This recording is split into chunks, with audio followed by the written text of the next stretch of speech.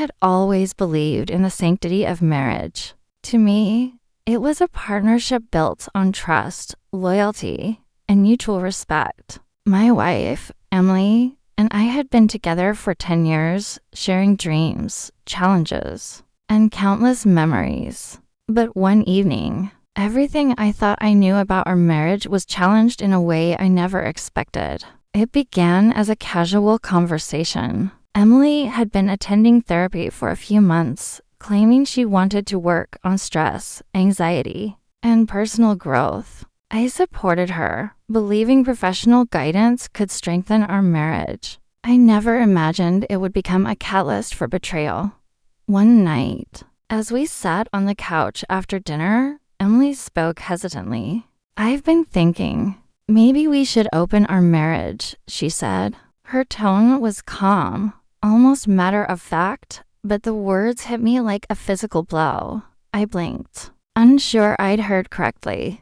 "Open our marriage." I repeated, my voice a mixture of shock and disbelief. "Yes," she continued. "Dr. Reynolds suggested it. She believes it could help us grow, explore our desires, and keep our relationship fresh. I think it's worth trying just to see if it works for us." I felt my chest tighten. I had always considered marriage sacred, a bond defined by fidelity, trust, and shared commitment. The idea of involving others, even consensually, felt like a violation of everything I valued. My initial reaction was a stunned silence, followed by a surge of anger, confusion, and sadness. Emily tried to explain, her words flowing quickly. "It's not about leaving you or loving you less. It's about honesty, communication, and growth. We'd set rules, boundaries, everything would be consensual.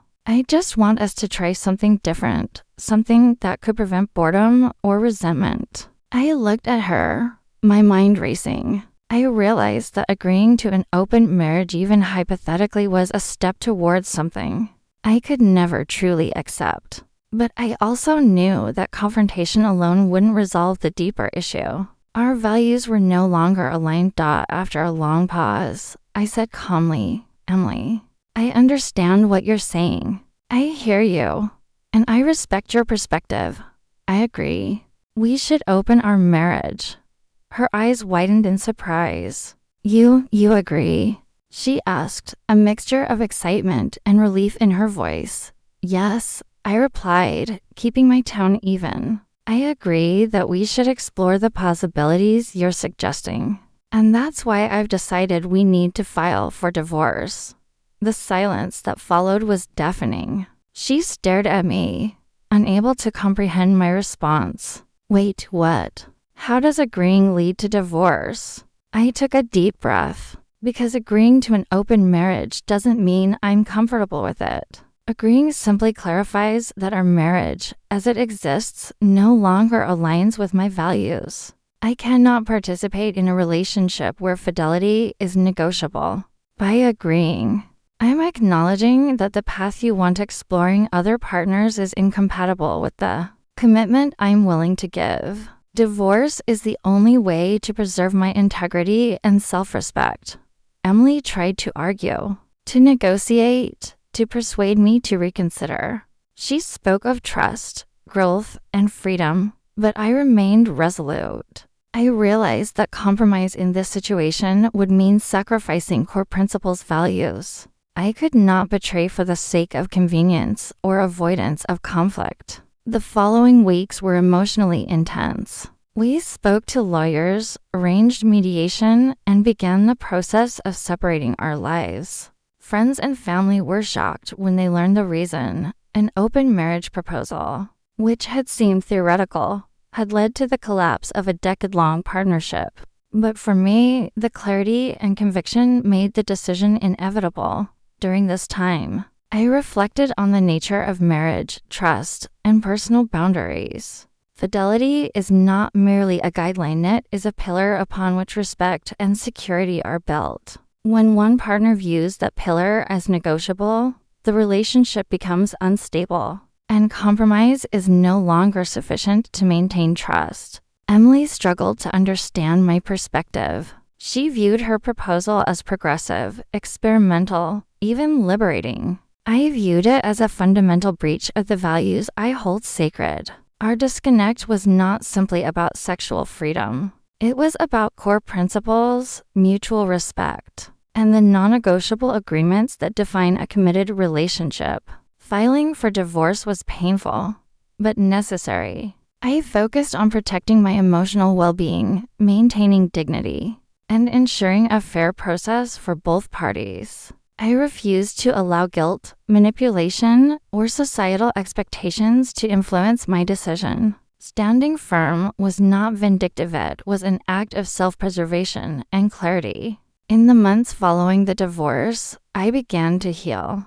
Therapy helped me process the emotional upheaval, while friends and family provided unwavering support. I realized that the end of this marriage, though painful, created space for alignment with future partners whose values and boundaries match mine. Emily's choice, in contrast, revealed the consequences of pursuing personal desires without regard for shared values. Her proposal, intended to explore freedom, ultimately led to the loss of the partnership she had taken for granted. The very act she believed would strengthen our bond instead illuminated the irreconcilable differences between us.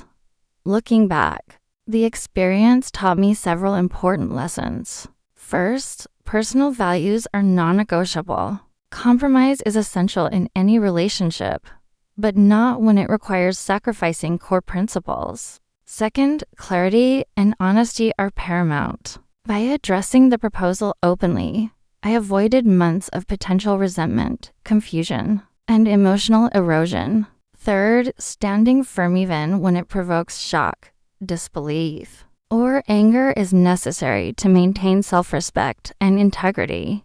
The story also underscored the importance of foresight and decisiveness. By agreeing in principle while simultaneously acting to protect myself, I created clarity for both parties. There was no ambiguity, no room for manipulation or misunderstanding. The divorce, though painful, became a structured and deliberate response to betrayal of values rather than a reaction to emotion alone.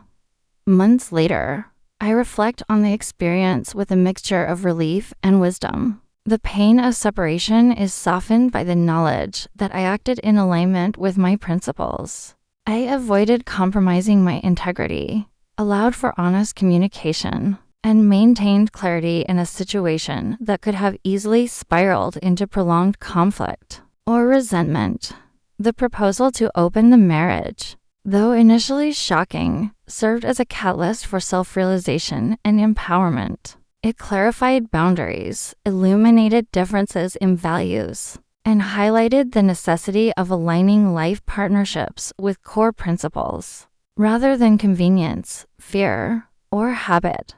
Ultimately, the story serves as a cautionary tale. Marriage cannot survive when core principles are treated as negotiable.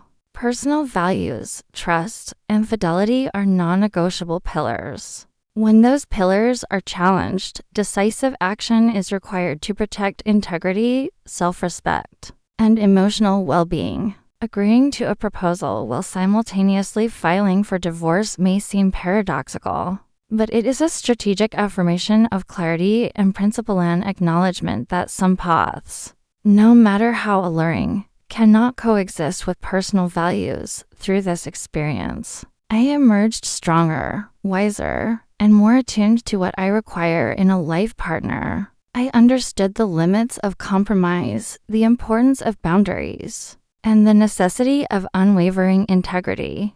Though the end of a 10-year marriage was painful, it became a turning point and opportunity for reflection, growth, and alignment with future relationships grounded in mutual respect, shared values, and fidelity.